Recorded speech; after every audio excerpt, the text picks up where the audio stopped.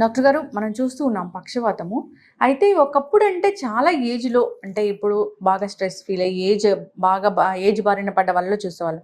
కానీ ఈ మధ్య కాలంలో చాలా తక్కువ చిన్న వయసులోనే చూస్తూ ఉన్నాము. ఎందుకు డాక్టర్ మరి ఈ సమస్య వచ్చి ఆల్రెడీ బెడ్ రిడెన్ అయిన వాళ్ళని సంప్రదాయ వైద్య విధానం ద్వారా తిరిగి మామూలుగా చేయొచ్చా? ప్రపంచం మొత్తంలో మనం చూసుకుంటే సెకండ్ లార్జెస్ట్ కిల్లర్ హ్మ్. ఈ పక్షవాతం అనేది. బ్రెయిన్ స్ట్రోక్ అని కూడా అంటారు దీన్ని. సో ఇది సెకండ్ లార్జెస్ట్ కిల్లర్, ఎక్కువ మందిని చంపేస్తుందంటే అర్థం చేసుకోండి. యెస్. ఇది ఏ వైరస్ బ్యాక్టీరియా వల్ల వచ్చే సమస్య అయితే కాదు. ఇది మోస్ట్లీ జీవనశైలి వ్యాధి. మెయిన్ గా ఏంటంటే బ్రెయిన్ లో ఇన్ఫ్లమేషన్. సో ఇన్ఫ్లమేషన్ ఎక్కడి నుంచి వస్తుంది? మనకు 3 హీట్ జంక్షన్స్ ఉన్నాయి: cardiovascular system, digestive system and urinary system. So మన ఆహారము, మన జీవన శైలి, మానసిక ఒత్తిడి, వీటి ద్వారా వీటిలో ఫంక్షనల్ ఇంబ్యాలెన్సెస్ స్టార్ట్ అవుతాయి. ఫంక్షనల్ గా ఇంబ్యాలెన్సెస్ అంటే పనితనంలో మార్పులు, శరీరంలో అవయవాల పనితీరులో కొన్ని మార్పులు వస్తాయి. ఆ మార్పుల వల్ల ఇన్ఫ్లమేషన్ గురవుతాయి. ఇప్పుడు ఎక్కువగా మానసిక ఒత్తిడి ఉన్న వాళ్ళకు హార్ట్ రేట్ కానీ హార్ట్ కానీ ఇవన్నీ ఫంక్షనల్ గా కొంచెం డిస్టర్బెన్సెస్ ఎక్కువ ఉంటాయి. సో టైంకి తినకపోయినా, టైంకి తిన్న రాంగ్ ఫుడ్స్, ఎక్కువగా జంక్ ఫుడ్స్ ఇలాంటివన్నీ తిన్న వాళ్ళకి డైజెస్టివ్ సిస్టంలో ప్రాబ్లమ్స్ వస్తాయి.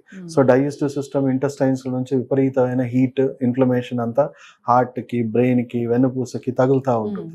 అలాగే యూరినరీ సిస్టమ్, ఇప్పుడు రాంగ్ ఫుడ్స్ తినడం వల్ల ఏమవుతుంది, యూరినరీ సిస్టంలో కూడా మనకు సమస్యలు, కిడ్నీలో కానీ యూరినరీ సిస్టంలో కానీ సమస్యలు వస్తాయి.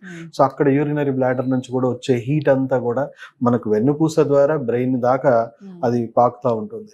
సో ఈ ఇన్ఫ్లమేషన్ అనేది మెల్లిగా ఏం చేస్తూ ఉంటుందంటే బ్రెయిన్ రక్తనాళాలని హార్డ్ చేయడం, అంటే రక్తనాళాలన్నీ గట్టిపడిపోవడం జరుగుతూ ఉంటుంది. వ్యాకోచించే గుణం తగ్గిపోతుంది. సో ఎక్సెస్ ప్రెషర్ వల్ల ఆ వ్యాకోచించే గుణం తగ్గిపోవడం వల్ల డ్యామేజ్ అయిపోయి, రప్చర్ అయిపోయి బ్లీడింగ్ అవుతుంది. సో కొంతమందికి ఇప్పుడు మనం బ్రెయిన్ లో చూసుకుంటే రైట్ సైడ్ లో బ్లీడ్ అయింది అనుకోండి, లెఫ్ట్ సైడ్ యాక్టివిటీ మొత్తం పడిపోతుంది, కాలు చేయి పడిపోతుంది. లెఫ్ట్ సైడ్ అయింది అనుకోండి, రైట్ సైడ్ పడిపోతుంది. సో ఇలా జరగచ్చు. లేదా మనకి బ్రెయిన్ బ్లడ్ వెజల్స్ స్ట్రింక్ అయిపోవచ్చు, బ్లీడింగ్ అవ్వకపోవచ్చు, బట్ కేవలం ఆ ఎలాస్టిసిటీ ఎక్కువగా విపరీతంగా తగ్గిపోయి రక్తనాళాలన్నీ కూడా దగ్గరికి అయిపోయి క్లోజ్ అయిపోవడం జరుగుతుంది. బ్లడ్ హీమోరేజ్ అయ్యి అక్కడ బ్లాకేజ్ ఏర్పడడం అన్నా, లేదా రక్త ప్రసరణ సరిగా అందకపోవడం వలన అక్కడ బ్రెయిన్ సెల్స్ కి రక్త ప్రసరణ సప్లై తగ్గిపోయి వాటికి సెల్స్ అనేవి, నరాలకు ఉన్న అనుసంధానం అనేది తగ్గిపోతుంది. సో దానివల్ల మనకి స్ట్రోక్ వచ్చే అవకాశం ఉంది.